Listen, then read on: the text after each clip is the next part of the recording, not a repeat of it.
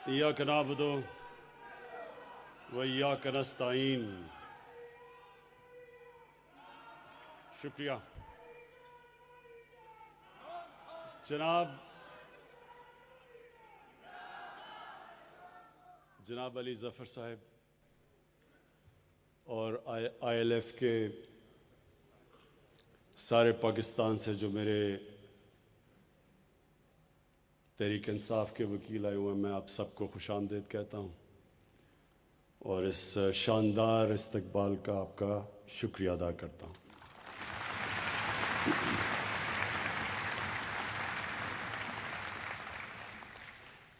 مجھے علی ظفر کی جو انہوں نے مختصر تقریر کی، مجھے جو چیز پسند آئی، انہوں نے حضرت علی رضی اللہ تعالیٰ کا، انہوں نے جو ان کا قول تھا کہ کفر کا نظام چل جائے گا، لیکن ایک نظام جس میں ناانصافی اور ظلم ہو وہ نہیں چل سکتا. یہ اس سے پہلے جو احمد اویس نے بات کی کہ مدینہ کی ریاست یہ کیا تھی، کہ میں نے جان کے الیکشن سے پہلے مدینہ کی ریاست کی بات نہیں کی،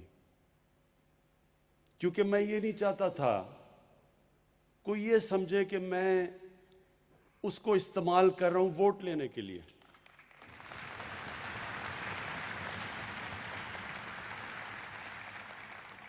لیکن جب ہماری گورنمنٹ آئی تو میں ہر وقت لوگوں کو بتاتا ہوں کہ جب تک ہم اس ویژن کی طرف نہیں جائیں گے، وہ جو نظریہ تھا پاکستان کا، جو قائد اعظم نے بار بار انہوں نے کہا، ان سے جب پوچھا کہ پاکستان کی کانسٹیٹیوشن کیا ہوگی، انہوں نے کہا ہماری کانسٹیٹیوشن 1400 سال پہلے بن گئی تھی.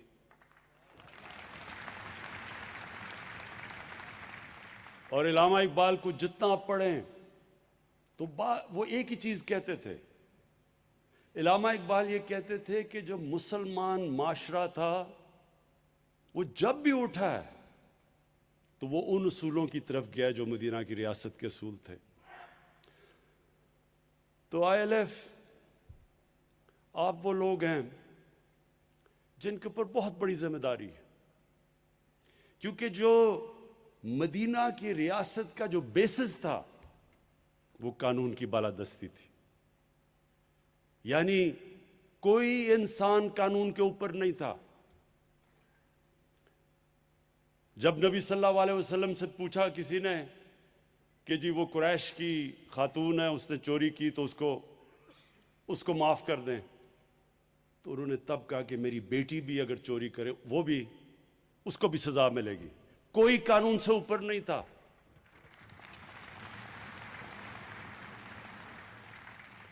یہ یاد رکھیں، یہ ایک سیولائز سوسائٹی کا بنیاد ہے قانون کی بالادستی. کوئی سوسائٹی جس کے اندر قانون کی بالادستی نہیں ہے، رول آف لا نہیں ہے، کبھی مقابلہ نہیں کر سکتی اس معاشرے کا جس میں رول آف لا ہے. مسلمانوں سے پہلے رومنز دنیا کی سپر پاور تھے، رومن لا تھا. باقیوں کو وہ باربیرینز کہتے تھے کیونکہ ان کے پاس قانون نہیں تھا. گریکس اس سے پہلے تھے، ان کی سٹی سٹیٹس تھیں، ڈیموکریٹک تھیں، قانون تھا. وہ آگے نکل گئے دنیا سے. جب مسلمانوں کا عروج ہوا تو میں اس لیے بار بار اپنی یوتھ کو کہتا ہوں، نوجوانوں کو کہتا ہوں، وہ اسٹڈی کریں، وہ تاریخ کا حصہ ہے، وہ کوئی میتھولوجی نہیں ہے. ایک 623 کو کیا تھا، ہجرت ہوئی. اس کے بعد کیا، 625 کو جنگ بدر ہوئی. 636 کو رومن ایمپائر بیزنٹائن یارمو کی جنگ کے اندر ہار جاتا ہے، جو 625 صرف 313 لڑنے والے تھے. 11 سال کے بعد رومن ایمپائر گر جاتا ہے، 12 سال کے بعد پرشین ایمپائر ان کے سامنے گر جاتا ہے. تاریخ کا حصہ ہے.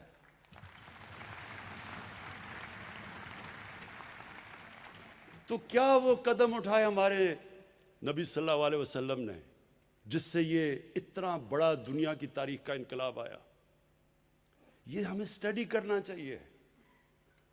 میں نے یہ اپنے ہائر ایجوکیشن کو کہا ہے کہ ہماری یونیورسٹیز کے اندر پی ایچ ڈی اسکالرشپ دیں، بتائیں، ہمارے نوجوان اسٹڈی کریں، کیونکہ یہ تاریخ کا حصہ ہے. کیا تھا وہ انقلاب؟ کیسے وہ عرب جن کو پوچھتا کوئی نہیں تھا، 2 سپر پاورز تھی، ایک طرف پرشین امپائر، دوسری طرف رومن امپائر، وہ کیا چیز انہوں نے کی کہ دنیا کی تاریخ بدل گئی؟ اور ایسا سارے سائنسدان مسلمان سب سے عظیم دنیا کی قوم بن گئی. تو یہ بڑا ضروری ہے. اس لیے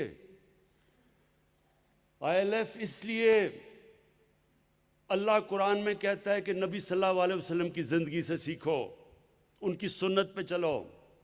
ان کی سنت پہ جو انسان چلے گا وہ بڑا انسان بن جائے گا، کیونکہ ان سے بڑا انسان کبھی آیا ہی نہیں ہے دنیا میں، نہ آ سکتا ہے.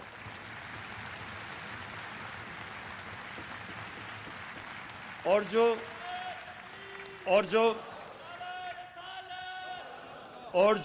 ایک منٹ سنو، اور جو مدینہ کی ریاست تھی، جو بھی ملک ان اصولوں پہ عمل کرے گا وہ اوپر اٹھ جائے گا. اس لیے اللہ ہمیں کہتے ہیں کہ ان کے راستے پہ چلو، ان سے سیکھو، کیونکہ ان سے بڑا رول ماڈل کوئی نہیں تھا.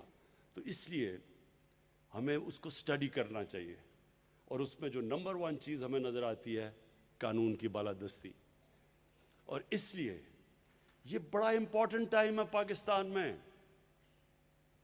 یہ اب سب کو سمجھنا چاہیے کہ یہ ایک پاکستان میں فیصلہ کن وقت ہے.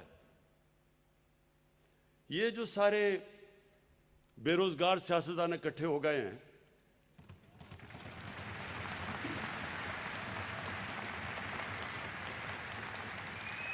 اس کا ایک منٹ سنو، اس کا اب سب پوچھیں کہ یہ سارے اکٹھے ہوئے کیوں ہیں؟ اور اس کے اندر آپ کو سمجھ آ جائے گا کہ یہ کتنا فیصلہ کن وقت ہے پاکستان میں. یہ سارے اکٹھے اس لیے ہوئے ہیں کہ قانون کی بالادستی نہیں مانتے. یہ کہہ رہے ہیں اصل میں کہ ہم قانون سے اوپر ہیں، ہم جواب دہ نہیں ہیں. ہم چوری کریں، ہم ڈاکے ماریں، ہمیں کوئی ہاتھ نہ لگائے. ہم اگر کوئی ہاتھ لگائے گا تو جناب یہ انتقامی کارروائی ہوگی. عدالت فیصلہ کرے گی. پورا 2 سال کے بعد، JIT کے بعد عدالت فیصلہ کرتی ہے تو وہ اگلا کہتا ہے مجھے کیوں نکالا؟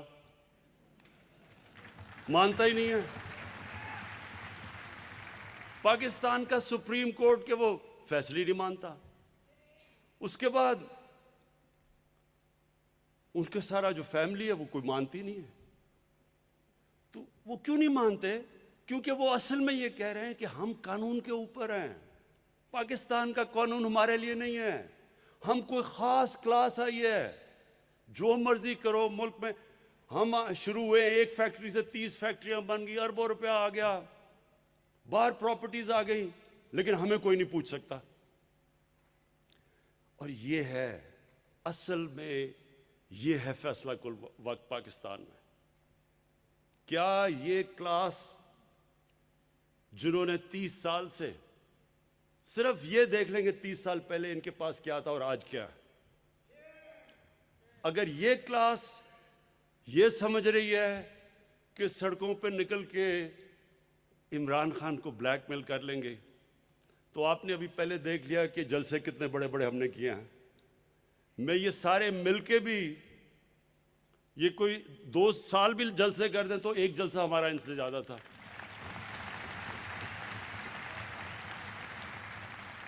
اور اس کی وجہ ہے لوگ نکلتے ہیں کسی مقصد کے لیے، کسی نظریے کے لیے نکلتے ہیں. لوگ نکلتے ہیں ظلم کا مقابلہ کرنے کے لیے. لوگ کسی کی چوری بچانے کے لیے نہیں نکلتے. خود لندن بیٹھا ہوا ہے, کارکنوں کو کہہ رہے جناب آپ جا کے آپ سڑکوں پہ نکلیں اور اس کی چوری بچائیں. وہ آپ قیمے کے نان بھی کھلا دیں, وہ پھر بھی نہیں نکلیں گے. زبردستی لوگوں کو پیسے. اچھا مجھے یہ بھی پتا ہے کہ پیسے بھی بڑے چلانے کی کوشش کریں گے, یہ پیسے بھی آ رہے ہیں ان کے لیے. میں سارے ان کے کارکنوں کو کہتا ہوں پیسے بھی کھائیں, قیمے کے نان بھی کھائیں, لیکن آرام سے گھر بیٹھیں. لیکن مجھے ایک ان کا نیا سپوکس پرسن بنا ہے. اب میں کیا کہوں, ہمارے منسٹر کا بھائی ہے, نہیں منسٹر کا بھائی ہے, وہ مجھے کہتا, وہ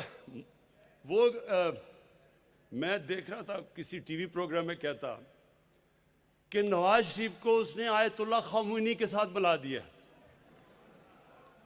کہتا آیت اللہ ایک سن لو کہتا کہ آیت اللہ خمینی بھی باہر چلا گیا تھا ملک سے. اب وہ دیکھ رہا تھا, میں اس کو بھی دیکھ رہا ہوں کہ کیا یہ لوگوں کو بیوقوف سمجھتے ہیں؟ کیا یہ سمجھتے ہیں کہ لوگوں کو پاگل بنایا جا سکتا ہے کہ آیت اللہ خمینی بھی باہر گیا تھا؟ آیت اللہ خمینی کو باہر زبردستی بندوق کی نوک پہ بھیجا گیا تھا. یہاں منتیں کر کر کے بیماریاں ہو گئیں, 6 بیماریاں ہو گئیں, 12 بیماریاں ہو گئیں.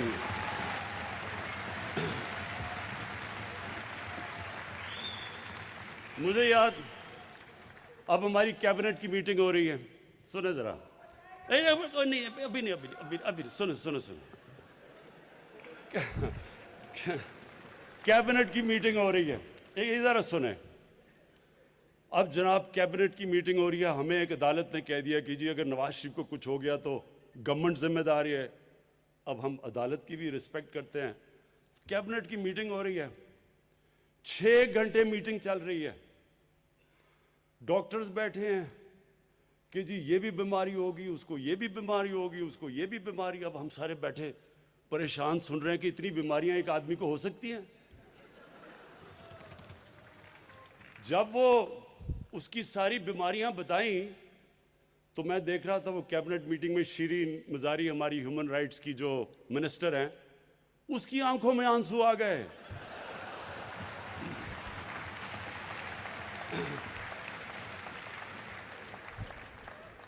اب جو بھی شیرین کو جانتی ہیں, اگر شیرین مزاری کی آنکھوں میں آنسو آ گئے تو سوچیں کہ کس طرح کی بیماریاں ہمیں بتائی گئی تھیں.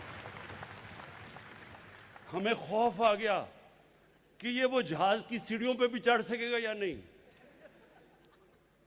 اور یہ وہ وہاں جا کے جیسی لندن کی ہوا لگی, ایک اور نواز شریف نکلا ہے, اور اس کو زبیر کہہ رہے کہ یہ آیت اللہ خمینی کے ساتھ مقابلہ کر رہا ہے اس کا. آیت اللہ خمینی سے ایران کی پبلک پیار کرتی تھی. آیت اللہ خمینی اس کے لیے ہیلی کاپٹر سے لاہور سے نہاریاں نہیں آیا کرتی تھی. وہ تھوڑا سا دہی اور روٹی پہ گزارا کرتا تھا.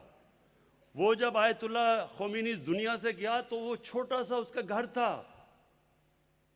وہی سرکار مدینہ کی ٹریڈیشنز پہ, ان کی سنت پہ چل رہا تھا. انہوں نے بھی مسجد نبوی میں رہے. جب مسلمانوں کی فوجیں سارے عرب پہ چھا گئی, انہوں نے محلات نہیں بنائے. آیت اللہ خمینی کی لندن میں اربوں روپے کی اس کے اور اس کے بچوں کی جائیدادیں نہیں تھیں. اس کی بیٹی کے پیناما پیپرز کے اوپر 4 بڑے بڑے مہنگے لندن کے فلیٹس اس کے بیٹی کے نام نہیں آ گئے. اس کو مقابلہ کرنا کدھر آیت اللہ خمینی اور کدھر ہمارا نہاری کھانے والا.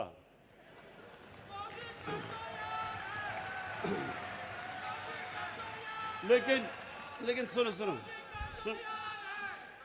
لیکن پھر ذرا سن لیں.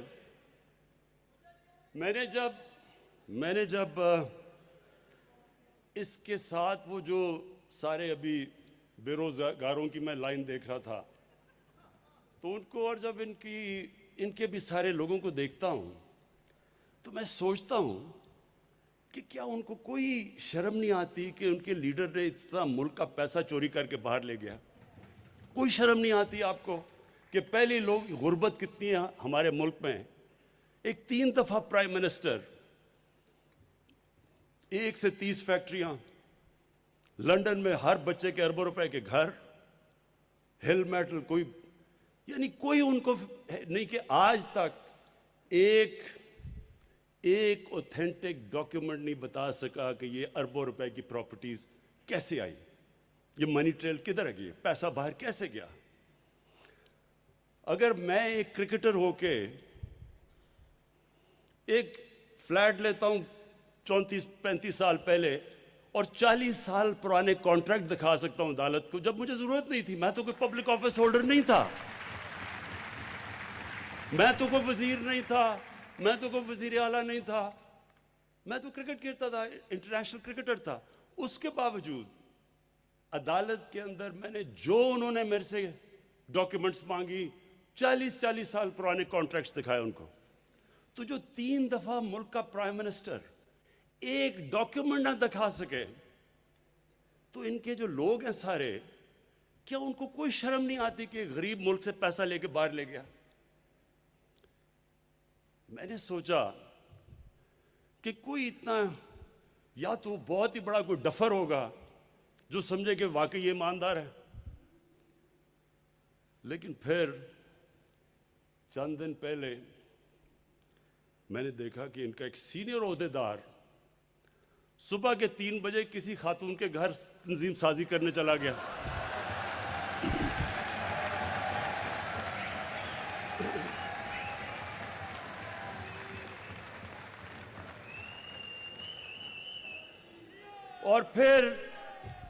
اور بڑا حیران ہوا کہ اس خاتون کے بھائیوں نے مارا کیوں اس کو۔ تو پھر میں نے سوچا کہ واقعی ان کی پارٹی میں ایسے لوگ ہیں جو واقعی سمجھیں گے کہ وہ ایمانداری سے پیسہ باہر لے کے گیا۔ دیکھیں میرے آئی ایل ایف کے باشعور لوگ، آپ سب باشعور ہیں، آپ قانون جانتے ہیں، آپ اس ملک کی فیوچر ہیں۔ یہ ملک، یہ اللہ کی ایک نعمت ہے ہمارے لیے۔ میں آج آپ کو کہہ رہا ہوں کہ اللہ نے جو اس ملک پہ ہمیں دیا ہے، ہمیں نہیں اندازہ کہ اللہ نے کیا کیا نعمتیں بخشی ہیں، لیکن اپنے ذہن میں ڈال لیں کہ کوئی ملک ترقی نہیں کر سکتا جدھر رول آف لا نہیں ہوتا۔ جس ملک کے اور خاص طور پہ حکمران اپنے آپ کو قانون سے اوپر سمجھتے ہیں، وہ ملک کبھی آگے نہیں بڑھ سکتا۔ سوئٹزرلینڈ ہے، امیر ترین دنیا کا ملک ہے، کچھ بھی نہیں ہے اس سوئٹزرلینڈ کے پاس۔ ہمارے یہ جو ناردرن ایریاز کے جو پہاڑ ہیں، جو یہاں جس نے بھی یہ پہاڑ دیکھے ہیں، میں نے سوئٹزرلینڈ دیکھا ہے، وہ مقابلہ ہی نہیں کر سکتا جو خوبصورتی اللہ نے یہاں دی ہے۔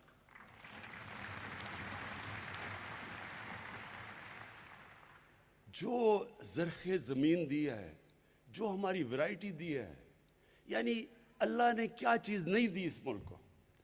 لیکن یہ ذہن میں ڈال لیں کہ کبھی بھی کوئی ملک، جب اس کے حکمران اپنے آپ کو قانون سے اوپر سمجھتے ہیں اور جب وہ کرپشن پہ لگ جاتے ہیں، کوئی ملک ترقی نہیں کرتا۔ دنیا میں وسائل میں امیر ترین ملک ہیں، ہمارے سے بھی زیادہ وسائل ہے، لیکن ہمارے سے زیادہ غربت ہے، کیونکہ وہاں بھی ایسے لوگ بیٹھے ہوئے ہیں حکمران جو ملک کا پیسہ چوری کر کے باہر لے جاتے ہیں۔ آج یہ آپ کو سمجھنا ہے کہ دنیا سے ہو کیا رہا ہے۔ ہم اکیلے نہیں ہیں جو پاکستان میں جدھر ہماری ریسورسز چوری کر کے باہر جا رہی ہیں۔ دنیا میں غریب، یہ ابھی رپورٹ آئی ہے کہ دنیا میں جو غریب ملک ہیں ان سے ہر سال 1000 ارب ڈالر چوری ہو کے جاتا ہے مغربی ممالک میں، لنڈن میں، بڑے بڑے فلیٹس میں، آف شور اکاؤنٹس میں۔ ہر سال 1000 ارب ڈالر غریب ملکوں سے امیر ملکوں پہ جا رہا ہے۔ اس لیے تو آپ دیکھ رہے ہیں کشتیوں میں لوگ کوشش کر رہے ہیں یورپ جانے کے لیے، مر رہے ہیں، ڈوب رہے ہیں امیگرنٹس جو ہیں، کیونکہ وہ جانا چاہتے ہیں ادھر، کیونکہ ان کے ملک کھوکھلے کر دیتے ہیں. یہی جو ایلیٹ ہے یہ چوری کر کے ملکوں کو کھوکھلا کر دیتی ہے. پیسہ جب یہاں سے باہر چلا جائے تو نوکریاں تو باہر ملیں گی. یہاں اسکولوں میں اور ہسپتالوں میں پیسہ کیسے خرچ ہوگا جب جو بھی سربراہ وہ اپنا چیک اپ بھی ملک سے باہر کروائے ہاسپٹل میں، تو یہاں ہاسپٹل کیسے ٹھیک ہوں گے؟ پیسہ تو باہر جا کے خرچ کر رہا ہے. تو یہ بڑا امپورٹنٹ ہے آپ کے لیے سمجھنا. یہ جو اس وقت جنگ ہو رہی ہے یہ فیصلہ کن جنگ ہے. یہ اسٹیبلش کرے گی کہ سارے لوگوں کے اوپر قانون جتنا مرضی طاقتور ہو، قانون کے وہ نیچے ہے، اور وہ جتنی مرضی یہ بلیک میل کریں. یہ میں آج آپ کو بتا دوں کہ جس دن جو مشرف نے کیا تھا، وہ پریشر میں آ کے وکلا موومنٹ چلی تھی جس میں ہم نے سب نے شرکت کی، مقصد تو اس کا کچھ اور تھا. ہم تو آزاد عدلیہ چاہ رہے تھے، اور شکر ہے آج پاکستان کی عدلیہ آزاد ہے. لیکن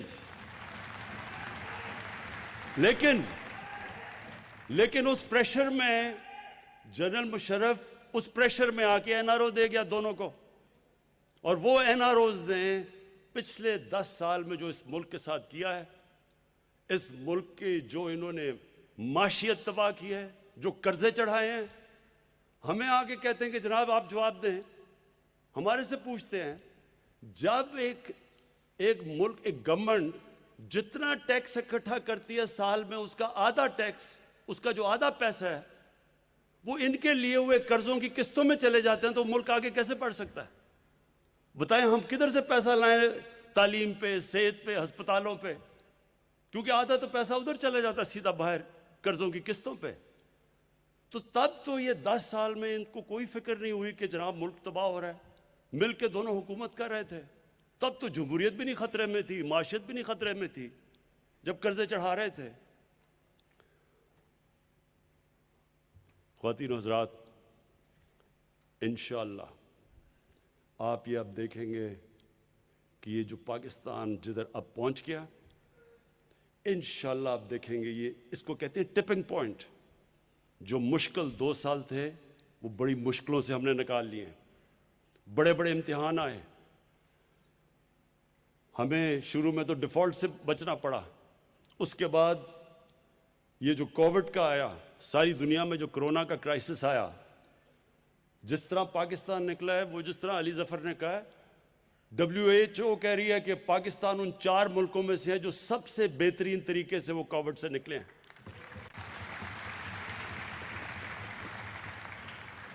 ادھر سے نکلے تو پھر یہ جو ڈاکوؤں کی کولیشن ہے، انہوں نے کوشش کی ہمیں فیٹف کے قانون کے اوپر پھنسانے کی. انہوں نے کہا اگر آپ فیٹف پہ اگر میں بلیک لسٹ ہو جاتے ہیں تو پاکستان کے اوپر سینکشنز لگ جائیں گی، تو معاشرت تو تباہ ہو جائے گی. تو فیٹف کو بلیک میل اس سے کیا ہمیں این آر او لینے کے لیے. این آر او کہتے جی اچھا منافقت دیکھیں، ہم کوئی این آر او نہیں مانگ رہے. وہ جو انہوں نے ہمیں جو کہا جی ہم فیٹف میں تب آپ کے ساتھ چلیں گے اگر 34 شکیں نیب کے قانون کی 38 میں سے 34 شکوں کو چینج کرو، تب ہم فیٹف کے اوپر ووٹ دیں گے. مطلب نیب کو ختم کر دو. اس پہ کوشش کی، بلیک میل کی. جب ادھر سے نکلے تو اب یہ گھبرا گئے.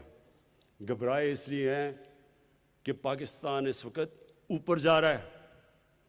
اس مہینے آپ حیران ہوں گے سب کہ ساری دنیا میں اس وقت مشکل حالات ہیں. پاکستان میں جو سیمنٹ کی سیل ہوئی ہے پچھلے مہینے، وہ پاکستان کی تاریخ میں سب سے زیادہ ہوئی ہے. جو پچھلے مہینے موٹر سائیکلوں کی جو موٹر سائیکل کی سیل ہوئی ہے پاکستان میں، وہ بھی ریکارڈ سیل ہوئی ہے ایک مہینے میں. اس کا مطلب کہ ملک آگے نکل رہا ہے. اس کا مطلب کہ ہم اب وہ برے بحران سے نکل رہے ہیں. اس لیے بھی ان کو مشکل پڑی ہوئی ہے کہ جلدی جلدی سے تبدیلی لے گورنمنٹ چینج کرو. دیکھیں،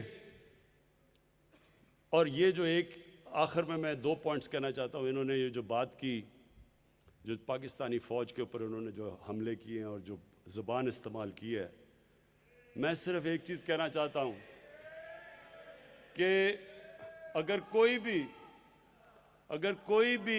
ایک اس وقت اگر ہندوستان کا ایجنڈا کوئی بھی لے کے پھر رہا ہے تو وہ یہ لے کے پھر رہے ہیں. پورا پاکستانی فوج کے جو یہ زبان استعمال کر رہے ہیں، یہ وہی ایجنڈا ہے جو فیٹف کا ایجنڈا ہے، جو ہندوستان پوری کوشش کر رہا ہے پاکستان کو بلیک لسٹ کرنے میں. یہ وہی ایجنڈا ہے کہ اگر پاکستانی فوج کمزور ہوتی ہے تو آپ خود ہی دیکھ لیں مسلمان دنیا میں اس وقت کیا ہو رہا ہے. لیبیا سے لیں، سیریا میں چلے جائیں، عراق میں جو کیا ہوا، افغانستان میں کیا ہوا، صومالیہ میں کیا ہو رہا ہے، یمن میں کیا ہو رہا ہے، ساری مسلمان دنیا میں آگ لگی ہوئی ہے. جس طرح علی ظفر نے کہا ہمیں فخر کرنا چاہیے اپنی فوج کو کہ اتنا بڑا جو دہشت گردی کی یا جنگ چلی، آج ہم محفوظ ہیں. ان کی قربانیوں کی وجہ سے ہم محفوظ ہیں. اور یہ پاکستانی فوج کے اوپر یہ جو انگلیاں اٹھا رہے ہیں، میں ان سے سوال پوچھتا ہوں کہ مجھے کیوں نہیں کوئی پرابلم؟ مجھے کوئی پاکستانی فوج سے کیوں پرابلم نہیں ہے؟ مجھے کیوں ہر جگہ پاکستان کی فوج کھڑی ہے، پاکستانی گورنمنٹ کے ساتھ، ہر ایجنڈا کے ساتھ کھڑی ہے، ہمیں کیوں نہیں پرابلم؟ کون سا میرا منشور ہے جس کے پیچھے ہماری فوج نے مدد نہیں کی؟ بلکہ ادھر جدھر فوج نہیں بھی کرتی، مثلا کرونا میں انہوں نے ہماری مدد کی، فوج کا تو کام نہیں تھا. ہاں کراچی میں مدد کی، جدھر بڑا بچایا، جو نالوں کے اندر انہوں نے فوج کی وجہ سے صفائی کی، بچ گیا کراچی. ایک منٹ سن لیں، ایک منٹ سنیں پلیز سن لیں. تو میں ذرا آج کو بتانا چاہتا ہوں کہ ان کا مسئلہ کیا اور مجھے کیوں نہیں کوئی مسئلہ. یہ آپ نے سب نے سمجھنا ہے کہ یہ ایشو ہے کیا.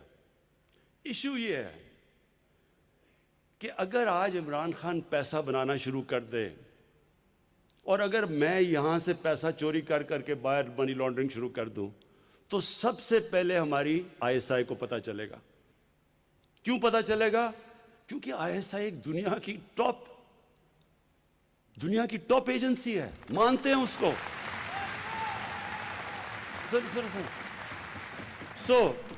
یہ ذرا سمجھنے کی کوشش کریں آپ. مجھے اس لیے نہیں پرابلم کیونکہ ISI کو پتہ ہے کہ عمران خان کیسی زندگی گزار رہا ہے. ان کو کیوں پرابلم ہے؟ کیونکہ باقی سارے اداروں کو تو یہ کنٹرول کر کے بیٹھ جاتے ہیں. جو سپریم کورٹ کے اندر جب وہ کیس چل رہا تھا پینما کا، تو سپریم کورٹ کے اندر جسٹس کھوسا نے کیا کہا تھا؟ انہوں نے کہا سارے پاکستان کے ادارے مفلوج کر دیے گورنمنٹ نے. کوئی بھی پاکستان کا ادارہ انڈیپینڈنٹ فنکشن نہیں کر رہا، نہ نیب کر رہی ہے، نہ SCCP کر رہی ہے، نہ FBR کر رہی ہے. کوئی بھی ادارہ یہ گورنمنٹ کو چیک نہیں کر رہا. جن کا کام چیک اور بیلنس کرنا ہے وہ سارے ادارے کنٹرول کر لیتے ہیں. ایک ادارہ رہ جاتا ہے، اب ان کو پتہ ہے کہ پاکستان ISI کو ساری ان کی چوری کا پتہ ہے. اب اس کو کنٹرول کرنے کی کوشش ہوتی ہے اور ادھر لڑائی ہوتی ہے. اس لیے تو نواز شریف کی ہر آرمی چیف سے لڑائی ہو جاتی ہے، کیونکہ وہ اس کو پنجاب پولیس بنانا چاہتا ہے. اور کیونکہ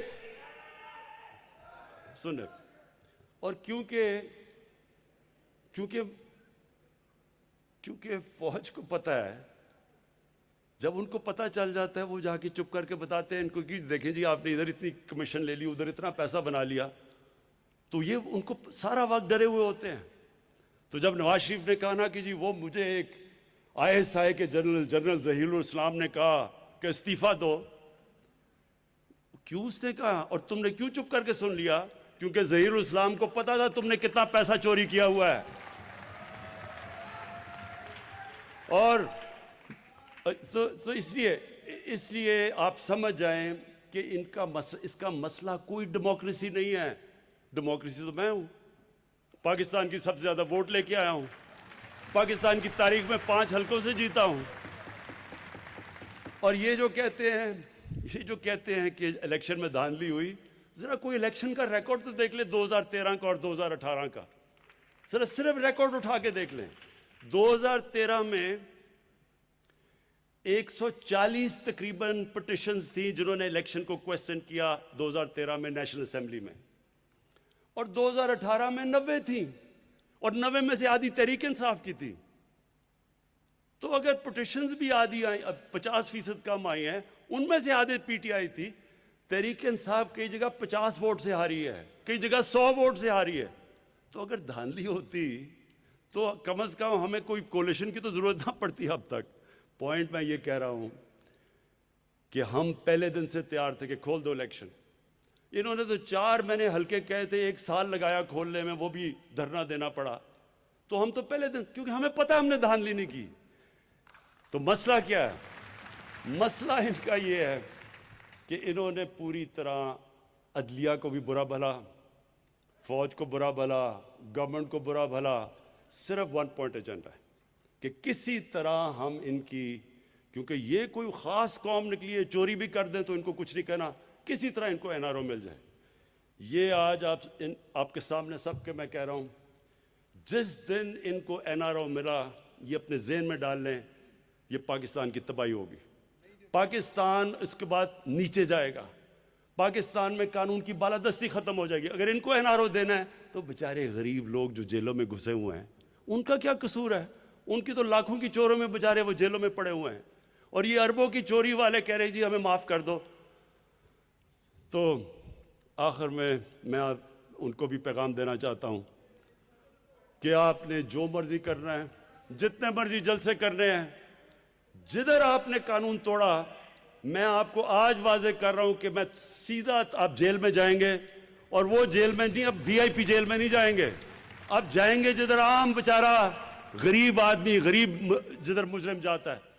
اور آپ سب کے لیے، میرے آئی ایل ایف کے دوستوں، میں آپ کو آخری 3 چیزیں کہتا ہوں۔ نمبر 1،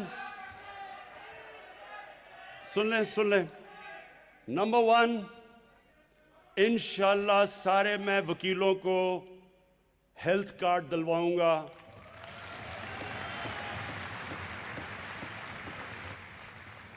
کیونکہ ہمیں پتہ ہے زیادہ تر جو وکیل وہ مشکل محنت کش لوگ ہیں، اور ان کے لیے اگر ایک گھر میں بیماری ہو جائے تو انشاءاللہ ہم آئی ایل ایف کو ایک ہیلتھ کارڈ، اور اس کے لیے پوری ہم تیاری علی ظفر کے ساتھ ہم کر رہے ہیں۔ نمبر 2، جو ہم احمد اویس نے کہا تھا کہ گھروں کا، کہ گھر ہونا چاہیے، چھت ہونی چاہیے،